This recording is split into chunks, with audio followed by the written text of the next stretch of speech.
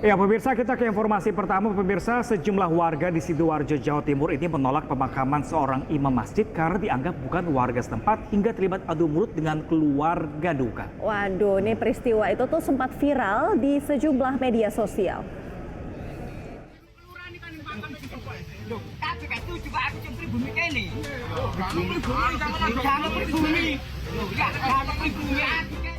Video amatir warga Desa Kedung Turi, Kecamatan Taman Sidoarjo, Jawa Timur viral di sejumlah media sosial pada Kamis siang. Dari video ini tampak sejumlah warga terlibat adu mulut hingga saling dorong di sebuah pekarangan makam desa setempat. Kejadian ini berawal dari sejumlah warga yang menolak untuk memakamkan seorang imam masjid dengan alasan tinggal di dalam kompleks perumahan dan bukan merupakan warga asli desa itu. Kepala Desa Kedung Turi Arifin menyampaikan kejadian ini dipicu oleh salah paham antara warga yang menolak dengan keluarga yang berduka. Karena sebelumnya ada kesepakatan antar warga, selama makam desa yang baru dalam tahap perluasan dan belum jadi, maka warga di dalam kompleks perumahan yang memiliki KTP setempat dapat dimakamkan di makam desa yang lama. Apa yang sudah disepakati masyarakat Kedung Turi terkait warga perumahan yang sudah ikut pembayaran makam, beliau sudah lunas dan dapat sertifikasi pelunasan makam itu dan berhak dimakamkan di Desa Kedung Turi. Kebetulan di dalam kesepakatan tersebut, ketika makam yang sudah direncanakan dan mau diuruk ini belum selesai, kesepakatan sudah berbunyi yang sudah lunas berhak dimakamkan di Desa Pedukuhan tersebut. Meski sempat terjadi adu mulut, namun akhirnya jenazah imam masjid itu berhasil dimakamkan. Dari Sidoarjo, Jawa Timur, Yoyo Agusta, iNews melaporkan. Ya, selanjutnya pemirsa, ini ada kericuhan mewarnai unjuk rasa di depan kantor cabang Dinas Pendidikan wilayah 10 Jawa Barat. Ya pemirsa, ini masa mendesak agar kepala kantor cabang dinas ini mengusut kecurangan dalam penerimaan siswa baru atau PPDB di Cirebon.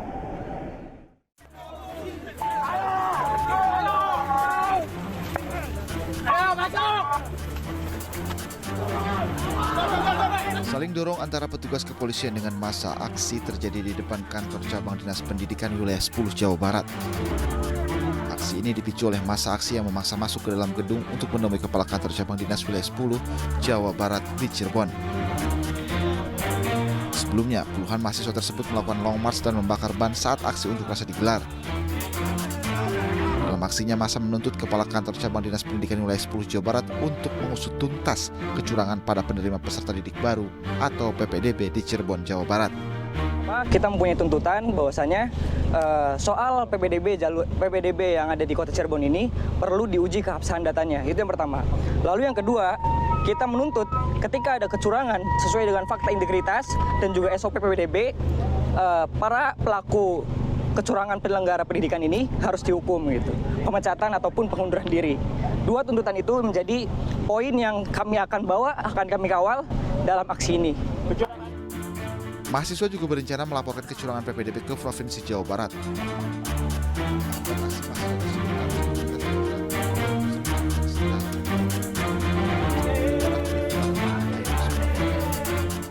Ya Kak Pram, ini kan emang ya berita tentang PPDB ini selalu memunculkan polemik ya dari tahun ke tahun. Pro dan kontra. Seharusnya Kementerian Pendidikan dan Kebudayaan juga Pak Nadiem Makarim dan timnya ini juga bisa mengusut kembali, mengulas kembali ini mana sih yang salah dan mana yang nggak benar. Sehingga bisa ada yang benang ruwet ini bisa dibenerin. Iya. Karena tiap tahun pasti ada aja kasus seperti ini dan orang-orang pada protes. Benar, nih yang kasihan juga beberapa anak-anak apalagi khususnya yang berprestasi tapi nggak bisa masuk sekolah impian Jangan sampai itu mereka. kejadian ya. Iya. Nah, selanjutnya pemirsa, kita akan beralih ke berita terkait dengan penertiban bangunan tanpa izin di Desa Sampali Percut Setuan, Deli Serdang, Sumatera Utara yang berlangsung ricuh. Ini warga melawan petugas pemirsa hingga membakar mobil damkar.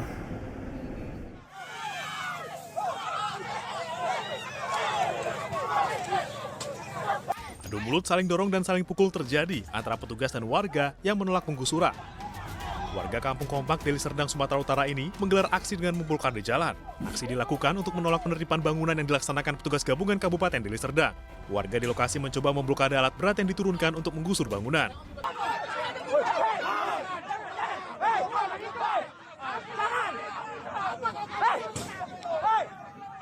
Kericuhan semakin panas ketika warga mulai membakar ban bekas.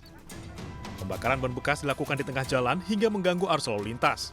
Ratusan personil gabungan dari Satpol PP, TNI, dan Polri dikerahkan untuk mengamankan eksekusi. Bang, kena kita bang. Mobil damkar yang datang untuk memadamkan api dari ban bekas justru menjadi sasaran amuk warga. Warga melempari mobil damkar dengan batu dan bom molotov hingga terbakar. Tidak hanya mobil damkar, satu mobil ekskavator juga rusak diserang warga. Di sini kan kami mendirikan bangunan tidak ada izin bangunan. Jadi saat ini ada penertiban bangunan seluruhnya dibongkar, Bang. Ya, termasuk lahan kakak termasuk dibongkar. Lahan kami, ya. Termasuk lahan kami. Tapi di sini kami tidak merasa dirugikan, Bang. Oke. Karena di sini kami mendapatkan ganti rugi. Kita terserah kita mau milih relokasi atau ganti uang. Orang kakak milih apa? Kalau kami sebagian ada yang uang, ada yang relokasi, Bang. Itu anggota kita jelasnya belum tahu ya, karena kita masih di lapangan ini, belum kita konsolidasi. Kalau warga ada yang diamankan kira-kira? Warga pun kita belum tahu karena belum ada laporan juga. Karena kita masih di lapangan, masih kegiatan belum selesai. Ada berapa personil diturunkan, Bang? Ada 500 orang kita dari TNI Polri, ditambah dengan dari Satpol PP. Dalam peristiwa ini, sejumlah warga dan petugas mengalami luka berat akibat aksi saling lempar. Dari Deli Serdang, Sumatera Utara, Ahmad Ridwan, iNews melaporkan. Aduh Pram, hati aku tuh suka nyes kalau ngelihat berita-berita kayak gini ya. Ada pasangan suami istri yang saling bunuh ya seperti itu ya. Saling bunuh, bukannya harusnya saling mencintai. Tapi ini katanya mantan suami. Sudah mantan gitu ya. Tapi tetap apapun itu ya, inilah pentingnya apapun kita. itu tidak kekerasan, Benar. tidak dibenarkan, dan mungkin kalau ketika kita ingin mencari jodoh kan bisa diketahui ketika pacaran sebelumnya ya, ada perangai-perangai nggak nih ke arah tindakan kekerasan. Benar. Mungkin saat itu juga harus di cut off juga setelah itu juga. Betul, itulah tindakan yang tepat karena kita jangan sampai mentolerir, dan itu juga pentingnya buat kita pribadi masing-masing untuk bisa memanajemen emosi agar Benar sekali, jangan sampai cek-cek nanti dikit, jangan sampai berujung solusinya penyesalan. kekerasan. Betul. Oke, selanjutnya nih pemirsa, ada berita terkait dengan bawat onar saat tengah malam ada belasan remaja yang cekcok dengan penghuni kos di Makassar, Sulawesi Selatan. Ya, saat diperiksa pemirsa, 7 remaja putri ini diketahui merupakan pekerja seks komersial yang beroperasi online dan menunggu tamu di kamar kos.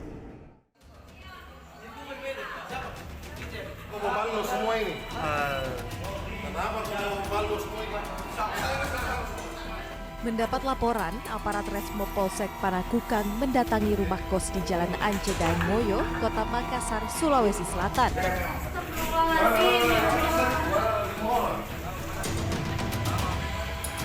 Belasan remaja tanggung diamankan lantaran terlibat cekcok dengan salah satu penghuni kos yang kesal lantaran para remaja ini berbuat onar tengah malam.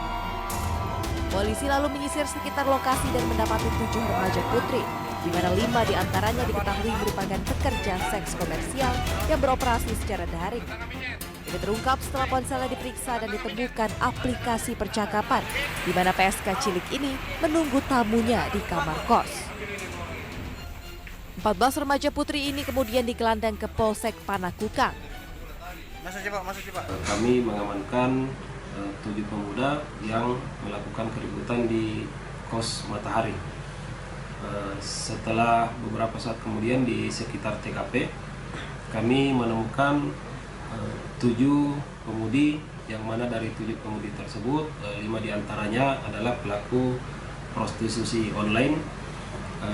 Pada saat kami melakukan interogasi dan pendalaman, kami menemukan barang bukti aplikasi yang digunakan pemudi tersebut. Usai didata dan diberi pembinaan, para remaja putra disanksi olahraga tengah malam. Polisi masih mengembangkan penemuan PSK remaja yang menjajakan diri secara daring ini. Dari Makassar, Sulawesi Selatan, Muhammad Nurbone, iNews melaporkan. Ya pemirsa, 2 orang meninggal dunia dan puluhan lainnya dirawat akibat keracunan buah kecubung di Kabupaten Banjar, Kalimantan Selatan. Nah, ini pasien mabuk buah kecubung mengalami halusinasi kuat dan juga dapat mengakibatkan kematian.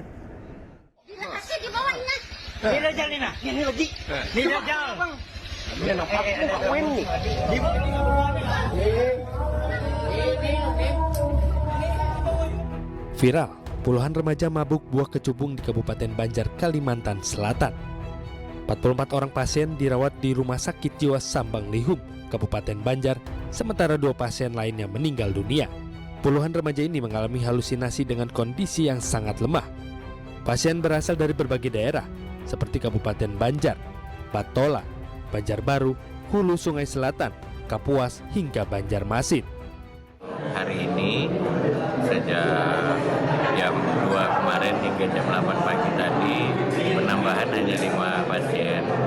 Jadi dari kemarin itu yang kita rawat 39, per hari ini pagi jam 8 tadi berjumlah 44 orang. Kalau yang ada meninggal Pak, ada berapa? Yang meninggal kemarin itu 2. Efek konsumsi kecubung diantaranya halusinasi berlebihan, terutama jika dosisnya tidak terkontrol. Penanganan pasien kecanduan kecubung bervariasi, tergantung tingkat keparahannya. Namun yang pertama dilakukan adalah detoksifikasi. Dari Kabupaten Banjar, Kalimantan Selatan, Isairi Ainis melaporkan. Ya, itu dia tadi. Sayang sekali alasan pemicunya nggak jelas ya, kenapa tiga keras itu masih ada ya di dalam keluarga. Cekcok, tapi ini ujungnya parah banget ya ini. Apalagi di hubungan suami istri, seharusnya bisa bicarakan baik-baik, makanya lebih baik dipikirkan terlebih dahulu sebelum bertindak. Benar, jangan sampai emosi yang menguasai kita, akhirnya kita lakukan tindakan yang membuat kita menyesal.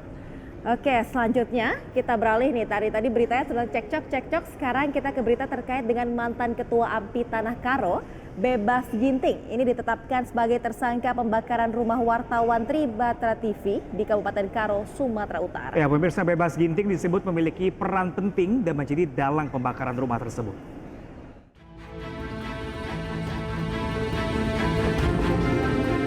Ketua DPD Angkatan Muda Pembangunan Indonesia atau AMPI Sumatera Utara angkat bicara terkait status Bebas Ginting di AMPI Tanah Karo.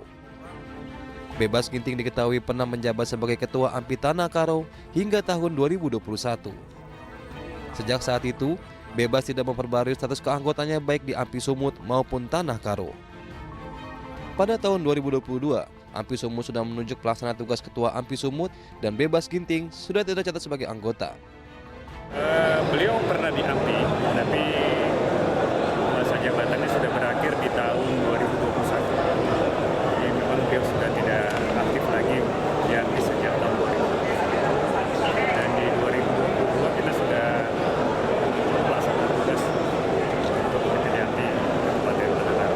Untuk status keanggotaannya sendiri Bang, masih terdaftar atau gimana? Sampai saat ini beliau belum mengurus kembali untuk keputusan kita di AMPI Tanah Karo maupun di AMPI Sumatera Utara.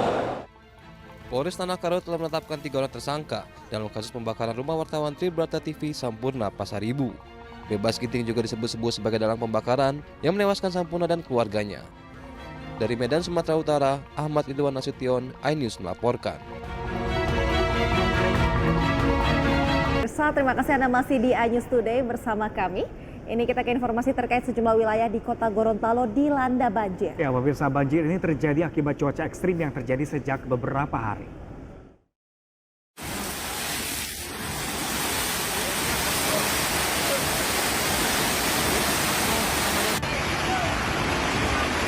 Inilah detik-detik meluapnya air sungai di wilayah Kecamatan Leato, Kota Gorontalo yang menerjang permukiman warga.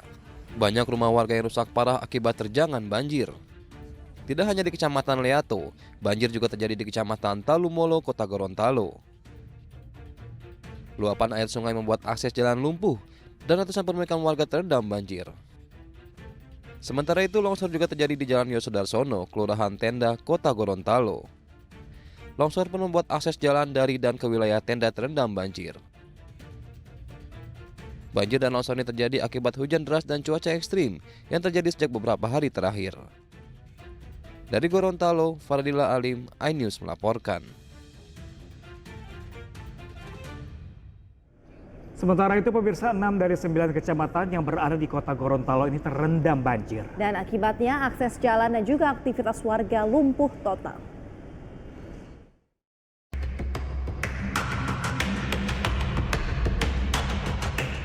Banjir yang terjadi sejak Rabu masih belum juga surut.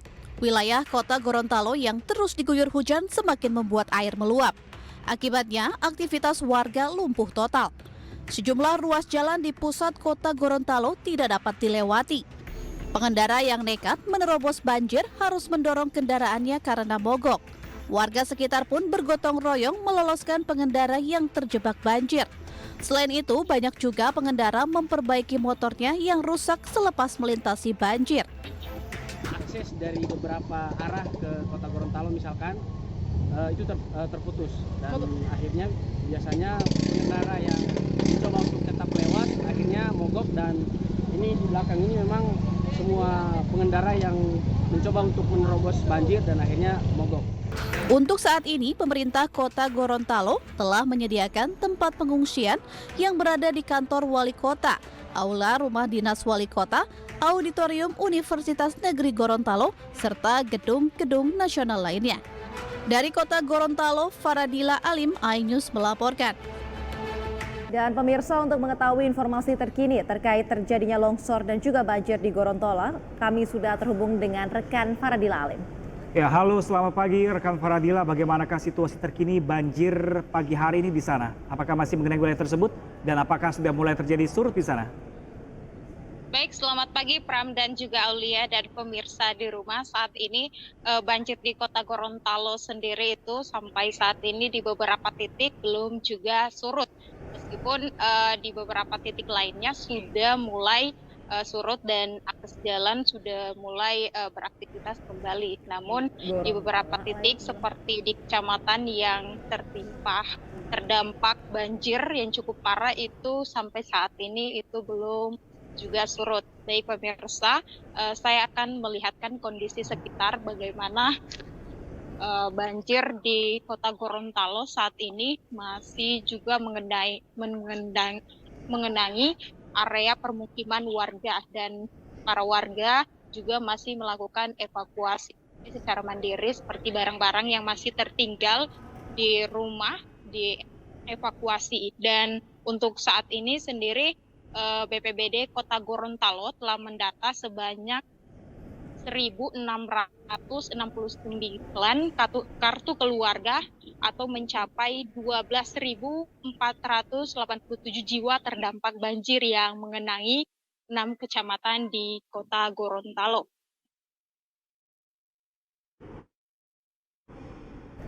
Ya, rekan Faradila, jika di sana hujan turun kembali, apakah kemungkinan ini banjir akan semakin meninggi? Ya, jika hujan terus turun dengan intensitas yang cukup tinggi, Kota Gorontalo diprediksi juga sudah dikeluarkan statement oleh Gubernur, yaitu tanggap darurat.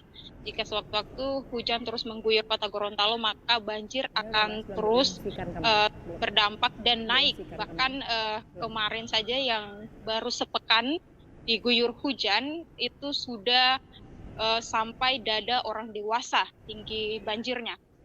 Baik Faradila, ini apakah Anda tahu informasi terkait warga yang terdampak ini diungsikan kemana? Untuk warga yang terdampak itu sudah disediakan tempat-tempat oleh pemerintah provinsi, ada yang di rumah dinas, kemudian di gedung-gedung nasional dan di gedung-gedung sekolah. Oke, rekan Faradila, selain banjir, informasi yang kami dapatkan di Gorontalo ini juga telah terjadi longsor di sana. Bagaimana dengan para korban di sana? Ya, di Gorontalo juga di Kecamatan Kota Barat yang juga menjadi titik pusat banjir yang cukup tinggi juga terjadi longsor. Nah, longsor ini memakan korban 1 orang yang tewas akibat tertimbun reruntuhan longsor pada saat kejadian. Oke, baik rekan Faradila, seperti apa kondisi cuaca di sana? Untuk kondisi cuaca saat ini masih mendung dan diperkirakan juga masih akan mengalami cuaca hujan karena berdasarkan informasi dari BMKG setempat juga menginformasikan untuk warga tetap untuk siaga. Baik, terima kasih rekan Faradila Alim melaporkan langsung dari Gorontalo. Ya, Pram, semoga cuaca juga mendukung, betul, tidak hujan lagi, dan mungkin pemerintah setempat karena ini mungkin setiap tahun mungkin banjir di sana, mungkin pengerukan kali ini lebih dipersering lagi, sudah mulai tinggi untuk mencegah banjir dan merugikan para warga pastinya di sana. Betul ya, terima kasih rekan Faradila Alim melaporkan langsung dari Gorontalo. Selamat bertugas kembali. Masih dari Mojokerto, Jawa Timur, pemirsa, sebuah mobil tertimpa pohon besar yang tiba-tiba tumbang. Nah, pengemudi berhasil selamat, namun petugas harus menutup jalan untuk evakuasi mobil dan juga pohon.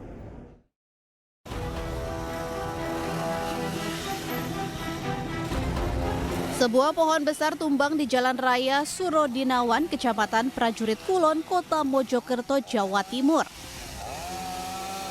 Pohon menimpa sebuah mobil yang sedang melintas dari arah Kecamatan Soko menuju Kota Mojokerto. Beruntung, pengemudi mobil dapat keluar dari ruang kemudi dan tidak mengalami luka sedikit pun.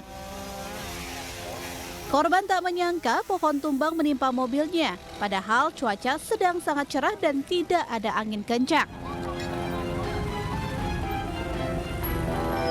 Aku mau jatuh itu kayak ini kayak kelihatan pohonnya marah terus refleks parah wall nih buset. Angin tapi nggak seberapa besar, tapi nggak tahunya kok jatuh sendiri roboh sendiri. Proses evakuasi pohon dilakukan petugas bersama relawan. Akibat kejadian ini, arus lalu lintas dari arah Soko menuju Kota Mojokerto sempat ditutup. Ada indikasi pohon sengaja diberi obat sehingga bagian bawah lapuk, namun hal itu masih diselidiki pihak berwajib. Dari Kota Mojokerto, Jawa Timur, Solahuddin, iNews melaporkan.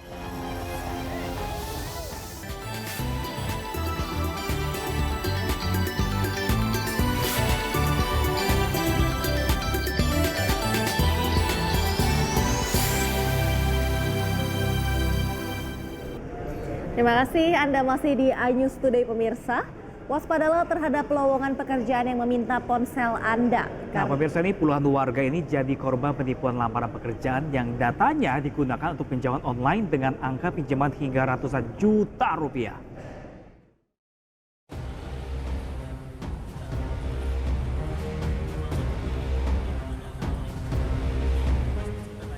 Puluhan warga mendatangi Mapolres Jakarta Timur untuk melaporkan kasus dugaan penipuan berkedok lowongan pekerjaan sebagai sales. Saat melamar, terduga pelaku yakni Rohayati, sales toko handphone, meminta ponsel, data, dan foto korban yang ternyata digunakan untuk pinjaman online. Para korban kini harus menanggung tagihan pinjaman online senilai 20 juta hingga ratusan juta rupiah. Penjualan. Nah, lalu setelah datang ternyata diminta KTP dan diminta handphonenya. Namanya mau ngelamar kerja kan kita pasti percayanya ya diminta KTP sama itu wajar lah ya. Ternyata tanpa sepengetahuan para korban ini, HP itu diinstalkan aplikasi pinjaman online dan cicilan online. Namun pemilik toko handphone tersebut mengaku tidak pernah membuka lowongan pekerjaan. Sementara Rohayati sudah berhenti bekerja sejak 2 bulan lalu dan tidak diketahui keberadaannya. Ya, dari toko sih merasa ini agak pencenaan nama baik ya gitu ya, saya melihat gitu loh. Karena si Iro ini kita juga nggak tahu bahwa dia melakukan hal seperti itu. Polisi saat ini sudah memeriksa 6 orang saksi. Kami telah memeriksa sebanyak 6 orang saksi, dalam hal ini adalah para korban, dan kami akan memeriksa terus para saksi lainnya. Dan selanjutnya kami akan memanggil para terlapor dalam hal ini 1 orang bernama Berisal R tadi.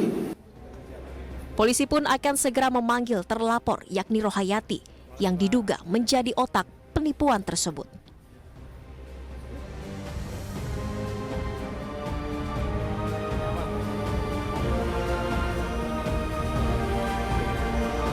Ya pemirsa, tim Polres Metro Jakarta Timur mengungkap kasus penipuan dan penggelapan bermodus pencurian data pribadi untuk pinjaman online. Ya, pelaku ini mengambil data korban dengan cara menawarkan lowongan pekerjaan, dan berikut adalah modus pelaku dari hasil pemeriksaan polisi.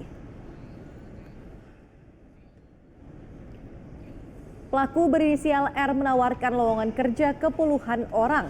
Pelaku kemudian meminta korban untuk menyerahkan KTP dan ponsel sebagai syarat melamar pekerjaan.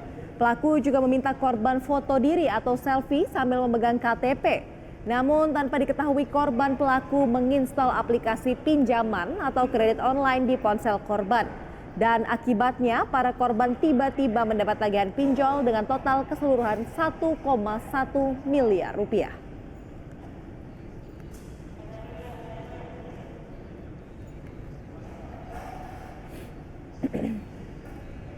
Dan pemirsa, data pribadi seperti NIK, KTP, nomor ponsel, dan juga alamat memang rawan disalahgunakan ya Kak Pram ya untuk pengajuan pinjaman atau kredit online. Dan untuk mengetahui apakah data kita digunakan orang lain untuk pinjol atau tidak, kita bisa mengecek melalui sistem layanan informasi keuangan dari Otoritas Jasa Keuangan atau SLIK OJK. Berikut tata caranya.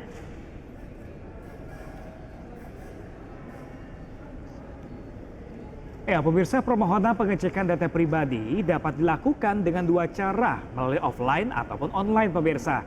Jika melalui offline, pemohon bisa datang ke kantor OJK terdekat dengan membawa persyaratan KTP untuk warga negara Indonesia atau paspor untuk warga negara asing. Jika diwakilkan oleh kuasa, wajib membawa surat kuasa pemirsa.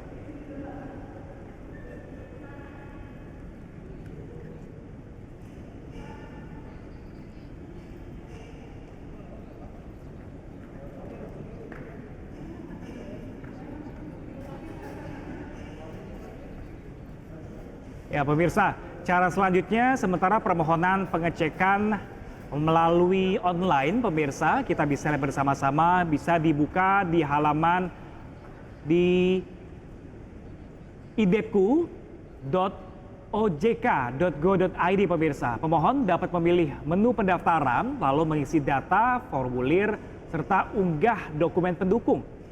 Jika permohonan diterima, pemohon dapat melihat rincian pinjaman atau kredit online yang menggunakan data pemohon pemirsa.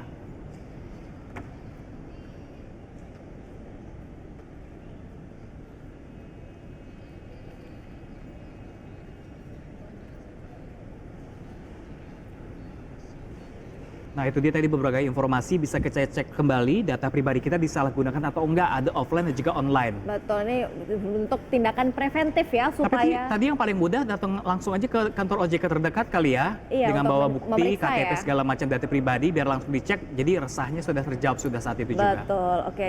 Dan informasi selanjutnya, pemirsa, ada 5 orang komplotan pemilik situs judi online di Kabupaten Bandung, Jawa Barat yang diringkus oleh polisi. Ya, diketahui pemirsa selama beraksi dalam kurun waktu 3 bulan, kelompok ini mengantongi omset mencapai 3 miliar rupiah.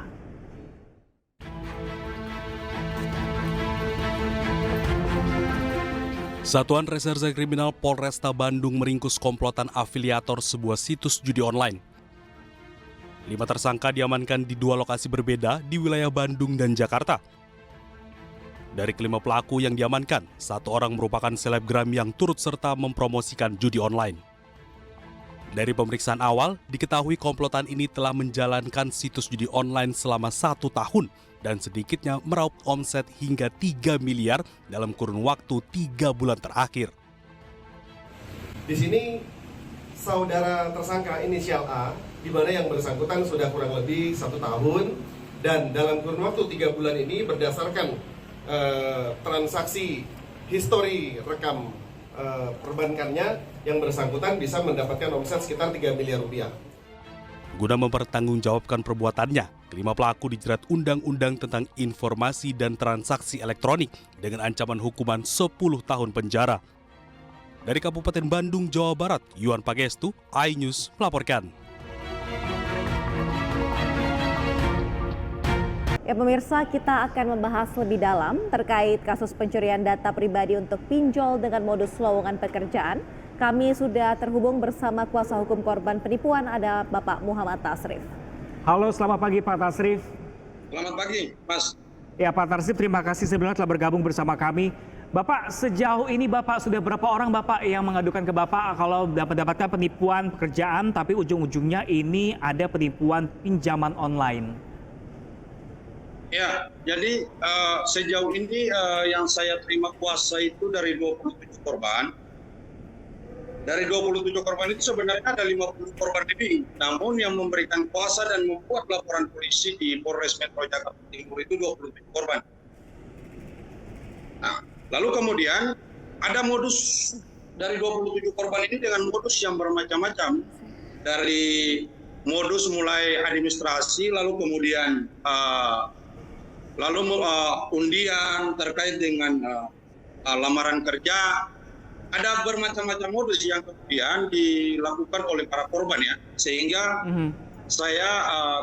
kami laporkan yang inisial R ini di Polres Metro Jakarta Timur pada tanggal 5 Juni 2024. Oke, Pak Tasrif, artinya seluruh korban yang melapor ke Bapak ini pelakunya ada satu orang yang sama? Saya yakin kalau untuk bicara satu pelaku, saya kira itu nanti kita serahkan semua ke kepolisian ya. Karena saya duga juga ada orang yang bersama-sama ya, bersama-sama dengan inisial R ini, saudara yang terlapor ini, saya kira bukan dia sendiri tunggal, tapi ada beberapa orang. Akan tetapi kita juga saya juga lagi kumpulkan bukti-bukti dan saya kumpulkan bukti sekaligus saya lagi mencari informasi terkait dengan ada salah transfer ya, ada salah transfer dari salah satu bos yang selalu disebutkan oleh saudara terlapor. Jadi inisial bos ini saya akan juga minta kepolisian untuk dalami. Baik, Pak, ini untuk jumlah korbannya sendiri ini kira-kira ada berapa ya Pak? Dan ini modusnya atau kenapa kira-kira para korban ini bisa termakan dengan penipuan seperti ini? Jadi para korban ini adalah teman dan rekan teman-teman yang baik dari teman SMP dan SMA, bahkan ada tetangga dan saudara sepupuan ya. Kemudian mereka datangi masing-masing, itu tidak secara bersama-sama, tapi ditelepon oleh pelaku itu datang sendiri-sendiri. Setelah mereka datangi PGC di lantai 3 di Wahana Seluler, kemudian saudara inisial R yang terlapor ini, dia menyampaikan bahwa ada pekerjaan. Kemudian setelah diminta KTP, lalu di identitas korban sekaligus minta wajah foto selfie-nya korban, kemudian minta handphonenya korban, lalu dia masuk ke arah wahana itu. Ya, Pak, setelah dia masuk ke arah wahana itu, saya dengar informasi dari pengakuan dari korban, dia selalu katakan ada bos. Bos yang dia maksud ini sampai detik ini kita tidak tahu maksud bos itu siapa. Pak Tasrif, kalau sejauh ini dari beberapa klien Anda nih kerugian yang mereka terima nih berapa? Berapa besarannya, kisarannya masing-masing orang? Jadi masing-masing orang itu ada sekitar 20 juta ke atas ya, 20 sampai 40 sampai ada yang 70 juta. Oke, baik. Kalau dari masing-masing korban ya, karena satu korban itu dia memiliki 4 aplikasi. Oke Pak, ini para korban ini kan tadi sempat disuruh untuk selfie dengan KTP. Ini para korban ini tidak ada rasa curiga kah Pak pada saat ada persyaratan seperti itu? Bahkan korban menanyakan kepada saudara pelaku, apa yang kamu lakukan ini saudara R? Nggak apa-apa, ini nggak ada maksud apa-apa. Itu yang disampaikan oleh pelaku kepada korban. Namun setelah korban dia kembali ke rumahnya, ya baru korban belum sampai hari itu pun juga korban belum menyadari apa yang nanti akan terjadi. Nah, setelah terjadi transaksi, baru 2 hari kemudian dan ada penagihan-penagihan, baru korban menyadari bahwa mereka ditipu oleh saudara inisial R ini. Oke, Bapak, ini artinya atas dasar kepercayaan si korban mau melakukan hal tersebut. Ini sebenarnya kedekatan seperti apa sih Pak antara pelaku dengan korban dan klien Bapak? Jadi ada yang teman dari SMP, ada SMA, kemudian ada tetangga ya. Lalu ada juga ada keluarga juga yang menjadi korban daripada inisial R ini. Artinya sudah sering ketemu sebelum ini ya Pak ya? Ya, sebelum ini mereka sering ketemu, bahkan ada salah satu korban inisial M itu, dia kalau setiap hari-hari baik atau hari-hari notifikasi terlapor, pasti mereka sama-sama merayakan. Pada saat peristiwa ini terjadi, lalu kemudian inisial M ini mengalami kerugian yang cukup besar juga ya. Nah Bapak, terakhir komunikasi antara klien Bapak dengan pelaku seperti apa Bapak? Ya, sejauh ini para korban dan pelaku waktu beberapa bulan yang lalu itu sering didatangi rumah pelaku ya. Nah, namun dari pihak keluarga sendiri juga tidak pernah mau menyampaikan bahwa si saudara pelaku ini ada di rumah, bahkan dia selalu di luar. Sejauh ini Bapak, respon kepolisian seperti apa? Apakah sudah mulai berjalan kasusnya? Ya, saya kira dari pihak kepolisian peningkatan sekarang masih dalam tahapan lidik, ya. Dalam tahapan lidik ini kami percaya sangat kepada pihak kepolisian, dalam hal ini penegak hukum. Mereka cepat bergerak, dalam hal ini Polres Jakarta Timur. Baik Pak, lalu untuk apakah Bapak sudah mengetahui, mungkin polisi sudah membeberkan sedikit kenapa, apa alasan pelaku ini melakukan pinjol atau menarik pinjol dari data-data para korban ini? Untuk apa gitu uangnya? Jadi sejauh ini kalau terkait dengan perihal uang yang masuk ke rekening pelaku, kami tidak sampai detik ini kami tidak tahu apa yang dia mau lakukan dan uang itu dikemanakan, kita nggak tahu ya. Ya, karena kami juga sampai detik ini masih dalam terus-menerus. Saya juga mendampingi para saksi untuk memberikan keterangan di kepolisian, dan saudara pelaku pun juga belum dipanggil ya, belum dipanggil secara resmi di Polres Metro Jakarta.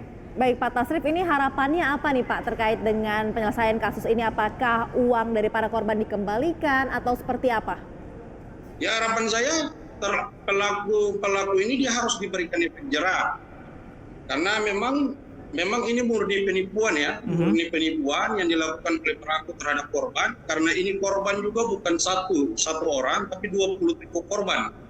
Dan kerugian yang dialami korban ini cukup sangat besar, 1,1 miliar, sehingga dia harus bertanggung jawab atas perbuatannya. Bapak, ini kan mau nggak mau klien Bapak ini harus mengajukan atau membayar setiap pinjaman yang dikeluarkan. Ini sejauh ini seperti apa Bapak penanganannya? Apakah akan dibebankan ke pemerintah atau mereka diamkan saja? Seperti apa Bapak? Ya, sejauh ini saya sudah suratkan OJK juga. Saya sudah mengadukan hal tersebut ke OJK, dan OJK juga sudah menyuratkan semua aplikasi, dan saya selaku kuasa hukum sudah bertemu dengan beberapa aplikasi. Salah satu aplikasi yang saya sudah datangi itu Ion dengan Home Credit ya. Oke, baik. Baik, terima kasih banyak Bapak Muhammad Tasrif. Semoga ini pelaku segera tertangkap dan mempertanggungjawabkan perbuatannya. Dan ini juga imbauan juga untuk semua warga agar tidak terlalu percaya, apalagi dengan orang dekat. Betul, apalagi kalau menyebarkan data secara gampang itu harus lebih cermat lagi ya, cross check lagi, benar sekali. Terima kasih banyak Pak Tasrif telah bergabung bersama kami di studi kali ini. Terima kasih. Selamat pagi. Pak, Mas. Ya pemirsa, angka perceraian di Sidoarjo, Jawa Timur ini melonjak naik mencapai 700 kasus. Dan perceraian ini terjadi akibat perselisihan dipicu masalah judi online.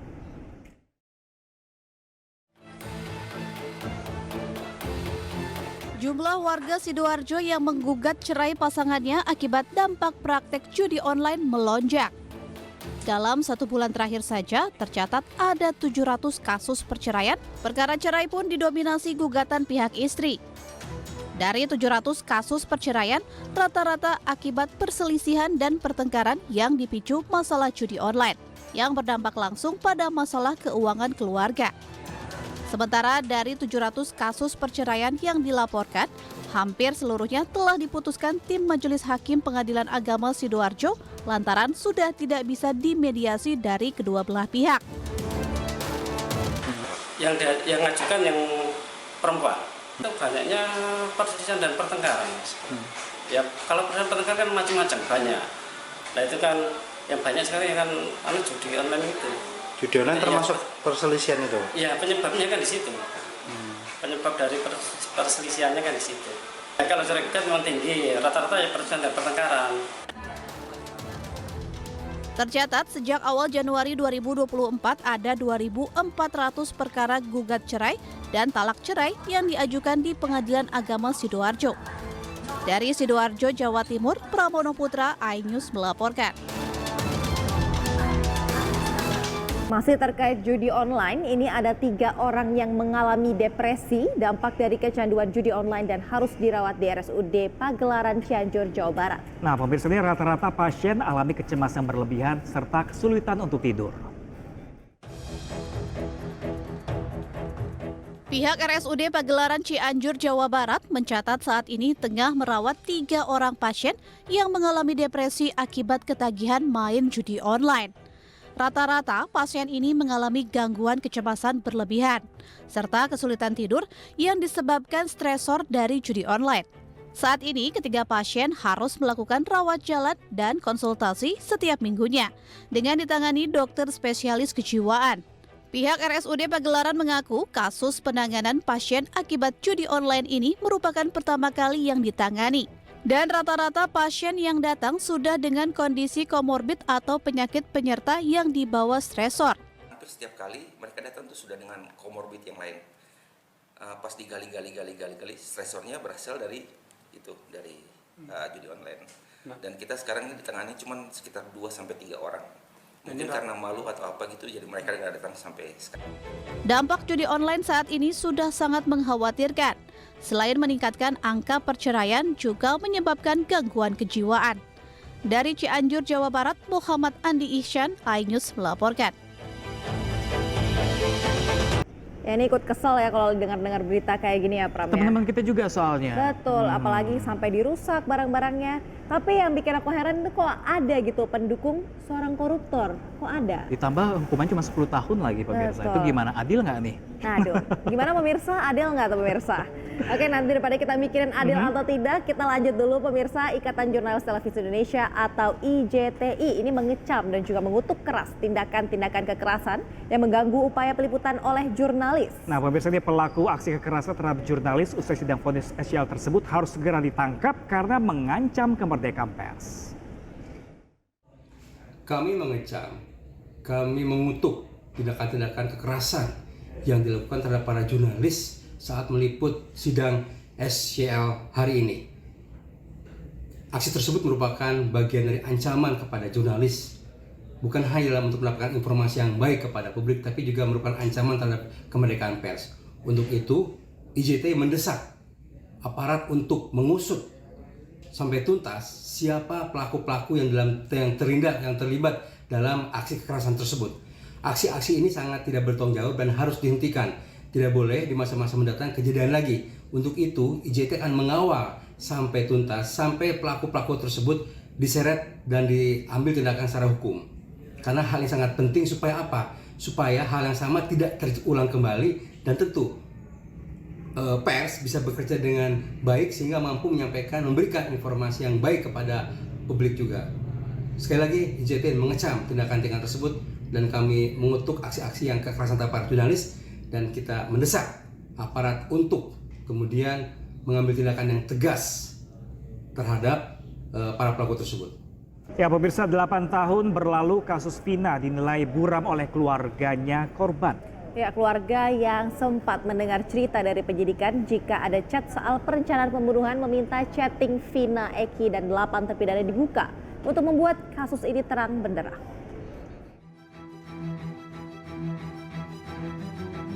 Delapan tahun berlalu, kasus Vina hingga kini dinilai masih buram oleh keluarganya.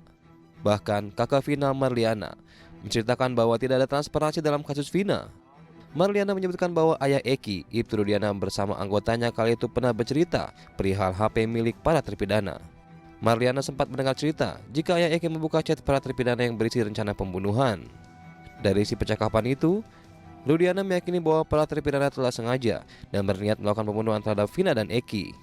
Namun, Marliana tidak pernah ditunjukkan langsung isi percakapan para terpidana itu. Nggak ada kontak yang lain. Dan BBM pun, saat itu kan adanya BBM ya. BBM itu cuma ada satu chattingan.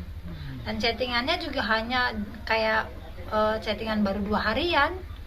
Jadi kalau chattingan juga sedikitnya kayak udah ada yang hapus juga gitu. Nomor kontak juga kayak udah ada yang hapus gitu kan. Nah terus di tangan saya itu sekitar 2 hari apa 3 hari barulah diambil buat BB katanya. Marliana menyayangkan seluruh bukti HP milik Vina, HP milik Eki, dan seluruh HP milik terpidana dan juga CCTV tidak pernah dibuka di ruang persidangan. Padahal alat bukti itu dinilai dapat membuat kasus 8 tahun lalu ini lebih terbuka dan terang benderang. Dari Cirebon, Jawa Barat, Toy Iskandar, iNews melaporkan. Ya, masih terkait kasus Vina Eki, ini pemirsa Peggy Setiawan yang status tersangkanya gugur di pra-peradilan untuk pertama kalinya bertemu dengan kakak kandung Vina. Ya, pemirsa, melalui program The Prime Show, iNews TV, pemirsa Peggy mengucapkan bela sungkawa ke keluarga Vina. Sementara kakak Vina, pemirsa, justru menyampaikan permohonan maaf kepada Peggy yang ikut terseret kasus ini. Kalau saya pribadi ya merasakan senang juga ya gitu kan. Karena memang kalau memang seharusnya dia tidak bersalah ya memang harusnya dibebaskan gitu kan. Jangan tidak bersalah terus nanti merasakan hukuman gitu. Kan kasihan gitu Mas. Udah pernah ketemu langsung? Belum. Ya, Mbak, saya mau mengucapkan terima kasih banyak atas ucapan selamatnya. Saya keluarga juga turut berduka cita, turut prihatin atas terjadinya peristiwa seperti ini dan telah meninggalnya adik atau adiknya Mbak. Betul. Adiknya Mbak yang bernama si Vina katanya. Dan saya dan keluarga juga turut mengucapkan belasungkawa. Saya dan keluarga dan semua orang-orang yang pemilik keturunan itu sangat-sangat sedih, sangat terpukul karena ada kejadian ini. Dan semoga saya harap pelaku sebenarnya itu bisa tertangkap dan bisa terungkap kasus ini. Biar terang-terangnya agar supaya keadilan bisa tetap tegakkan. Jangan sampai ada orang yang dikambing hitamkan. Jangan sampai ada orang yang harus menanggung kesalahan yang tidak pernah mereka lakukan. Maka itu pelaku itu harus benar-benar ditangkap, harus benar-benar diungkap dengan terang-terangnya, yang sebenar-benarnya. Agar supaya tidak ada lagi kejadian seperti ini. Agar supaya pelaku itu bisa merasakan bagaimana rasanya menjadi korban. Bagaimana rasanya ditinggalkan oleh seseorang yang mereka sayangi. Seperti itu. Sedikitnya meminta maaf. Karena kasus adik saya ini gitu melibatkan orang yang tidak bersalah gitu. Tapi kan di sisi lain juga kami itu ingin juga dapat keadilan gitu kan. Terkait itu di salah tangkap kami sangat minta maaf atas itu.